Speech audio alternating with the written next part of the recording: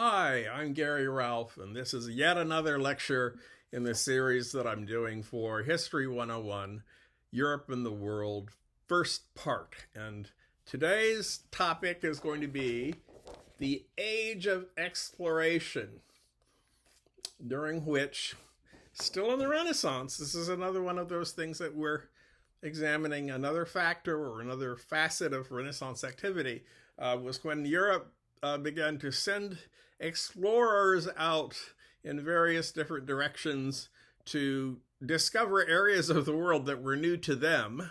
Obviously, these areas were already inhabited by people to whom it was home sweet home. In fact, things like the European discovery of the North and South American continents had already happened before 1492. There's a well-documented case of a Norseman named Leif Erikson, who came over to the northern part of North America, what we today would call Newfoundland, and actually there was a settlement there. We know there was because we've found the archaeological evidence of it at a place called Lonso Meadow, and it was there for probably several generations. What probably happened is that the reason Erikson went there in the first place was that there was this same global warming process happening up in Scandinavia. Of course, in Scandinavia, you don't have to sail across a huge open area of ocean. You could kind of hop, skip, and jump from Norway to Iceland to Greenland, which during periods of global warming was actually literally green. It wasn't snowbound. And then from Greenland over to Newfoundland, where during the warm period it was warm enough for you to actually have a farm and be able to grow crops. But then, of course, the same cooling trend that caused the Great Famine at the beginning of the 1300s in Europe was also responsible for making it no longer practical for Norsemen to have a colony over on the other side of the ocean in the New World. So that colony died out. But you might say, well, if the Norsemen could do it, why couldn't other Europeans do it? Several problems. Of course, Europe didn't really know about this whole business about going up through Iceland and Greenland, so it would have to have the ability to sail across a large expanse of the Atlantic Ocean. And to do that, it needed to design new kinds of boats. It originally had designed these boats for trade, through the Indian Ocean and things like that. But it also needed to adopt technology that was actually already in use in China and places like that. We probably got the compass, for instance, from China. Same way we got gunpowder. But we had to get that stuff in order to be able to be equipped. Also, as I've been pointing out over the last few lectures, Europe had just gone through a pretty difficult millennium. I mean, during most of the Dark Ages, Europeans had not been in an economic position or maybe even a psychological position to take on what would have been the enormously brave project of taking off from the west coast of Europe and sailing on until you discovered something. So they weren't quite ready to do that. Also, you're probably aware that the original motivation for doing the Age of Exploration was that Europeans were trying to find a direct path to Asia. I mentioned at the end of the Crusades that this is one of the things that the Crusades had inspired in Europeans, the idea that you could, instead of trading with somebody who would trade with somebody who would trade with somebody who would trade with somebody who would trade with somebody who would trade with somebody, you could actually go directly to China and kind of skip the overhead. And before the 1200s or so, there had been a land route that had been controlled by the Muslims in cooperation with the Venetians. The Venetians and the Muslims had this kind of deal where they weren't going to let anybody else get in on their access to the goods from China. But in the centuries preceding the Age of Discovery, the Mongols became prominent, and the Mongols covered this whole area between China and Eastern Europe, and had set up little Mongol villages here and there so that you could kind of go from one Mongol village to another. And it wasn't that difficult for Europeans to take the land route, kind of following in the steps of Marco Polo. You may have heard of something called the Silk Road or the Silk Route, which was this path through the Mongol kingdoms. And because the area was already inhabited by a fairly organized civilization of the Mongols, the people who were doing the traveling could have a pretty fair confidence that they were going to have a safe trip and get there and back.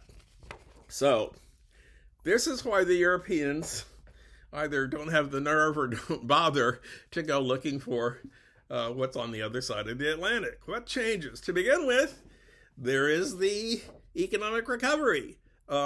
Instead of having to struggle just to keep alive and grow enough feed to keep you and your family fed, there is surplus. There is a very optimistic spirit in the Renaissance, and people are saying, yeah, let's try it. Let's do things. Let's take on projects that we never thought were possible before.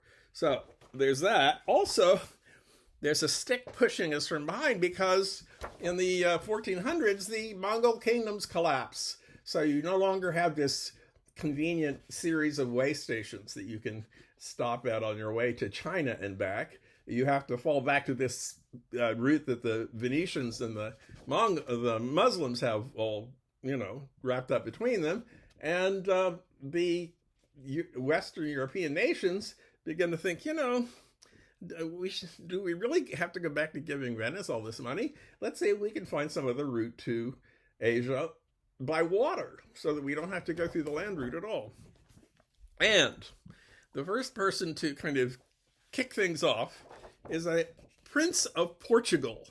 Prince Henry of Portugal, sometimes referred to as Prince Henry the Navigator, although he actually didn't do any navigating. He stayed in Portugal, and he was paying other people to navigate.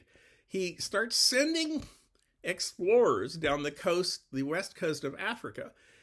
His spoken motivation for this is that he's looking for a Christian ruler named Prester John, who supposedly lives in the heart of Africa. And he's hoping that if he gets Prester John on the south side of the Muslims and the Europeans on the north side of the Muslims, they're going to be able to squeeze the Muslims out. It's this same old idea that you had in the Crusades where you got to get rid of the Muslims. By the way, there was no Prester John. there was the Christian kingdom of Ethiopia, which I think Henry may have had some kind of vague knowledge of, but they weren't people who were going to join with the Europeans to squeeze out the Muslims.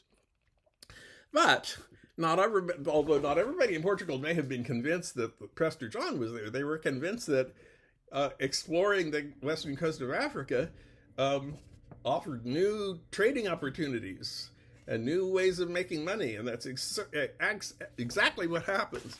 Not only do they discover all sorts of useful, and once they get past the Sahara, which is the big desert across the middle of Africa that has prevented Europeans from going out into the southern part of Africa, because the Europeans don't know how to cross the Sahara, they run into these places like Timbuktu, which are very wealthy, big, important cities.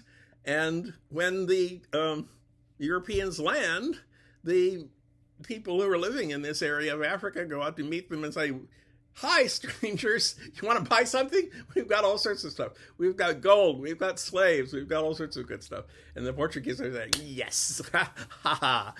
We don't even need to go to Asia now. We've got all sorts of stuff here." But they are still, of course, interested in pushing on to get a water route to Asia, which they eventually do get. However, Portugal, by the way, is superbly situated to do this kind of thing because Portugal is facing out on the west end of Europe. It's facing out towards the Atlantic Ocean. So if it wants to send boats down to Africa, it doesn't really have to go anywhere. It just has to get that boat out there and turn south. It's interesting to read some of the early descriptions because, of course, Europeans had not gone this far towards the equator. And some of the sailors are like, what's going on here? The temperature is over 100 degrees. Maybe are our boats going to melt? Will we ever get back home? It reminds me a little bit of the early days of space exploration, where you would be sending up, a monkey and spaceship and then a dog and then a person, but bringing the person right back down again, and then sending the person up, and the person goes around the world a few times and then comes back down. Similarly, the Portuguese were sort of doing the step-by-step progress down the west coast of Africa. And every time they would stop, they would leave another Portuguese trading post, which meant that the route was controlled by the Portuguese. Nobody else could get in on it any more than the Europeans could get in on the route that the Venetians controlled. So other countries become jealous because Portugal is making a lot of money. And one of the countries is Spain, which occupies the Iberian Peninsula along with Portugal. And in 1492, Spain is ruled by Ferdinand of Aragon and Isabella of Castile. These are the people I mentioned earlier as the parents of Catherine of Aragon, Henry VIII's first wife. In 1492, Ferdinand and Isabella have just finished up a big project called the Reconquista, where they throw all of the non-Christians out of the Iberian Peninsula, or they kill them, or they force them to convert to Christianity. And in 1492, they finally kind of mopped up the last remnants of non-Christian people, and they think to themselves, well, this is time to start a new project. But because, for one thing, we've got all of these soldiers who have been fighting in the Reconquista, and now they're looking for something new to do to make themselves rich, and we don't want them to start fighting each other, so we've got to find some project to divert their attention and energies. At this fortunate time, a guy named Cristoforo Colombo arrives at the Spanish court, and he says to Ferdinand and Isabella, why don't you pay for me to put some boats together and I can sail west from the coast of Portugal and get to Japan and China that way. And you can imagine there are some people scratching their heads because to begin with, there's this kind of legend that Columbus was one of the few people who thought the world was not flat. Since the Hellenistic period, any educated person would have believed that the world was round. This idea that in the Middle Ages people believed that the world was flat was a fiction invented by 19th century historians who were trying to make the medieval people look stupid. Everybody knew the world was round. They knew it was a globe. The question was how big a globe. In fact, the Hellenistic scientists even determined that. There was a guy named Eratosthenes who did a very good estimate of the size of the globe. But, there are people who disagree, and Columbus had the theory that the globe is actually much smaller than Eratosthenes and lots of other people thought it was. So he said, on this large globe model, it looks as if the distance between Spain and Japan is going to be so long that you couldn't possibly construct a boat that would have enough food to keep people alive until they reached Japan. But I think the world is much smaller than that. P.S. He was wrong. And I think if you get a boat together, we could sail from Spain to Japan in a couple of months. And Ferdinand and Isabella say, what the heck? There are people at the Spanish court who say, don't do this. He's stupid. He doesn't know what he's talking about. But Ferdinand and Isabella are ready for new adventures. So they give Columbus the money and the ships, and Columbus sails out, lands on these islands, comes back, brings some natives back with him, actually. It says, I've reached Japan. Well, actually, Columbus is really about the only person who believes he's reached Japan. I mean, even in Spain, they know enough about the Japanese. They look at these natives and hear them speaking the language and think, these are not Japanese people. He's discovered something new and interesting and worthy of further exploration, but he hasn't gotten to Japan. Christopher Columbus, by the way, dies still believing that he reached Japan. And meanwhile, the Portuguese have won the game because Vasco da Gama makes it around the southern end of the African continent, finds the water route to India, and from there to China, and the Portuguese become fabulously wealthy. So from the point of view of finding a water route to the east, everybody says, well, the Portuguese have won.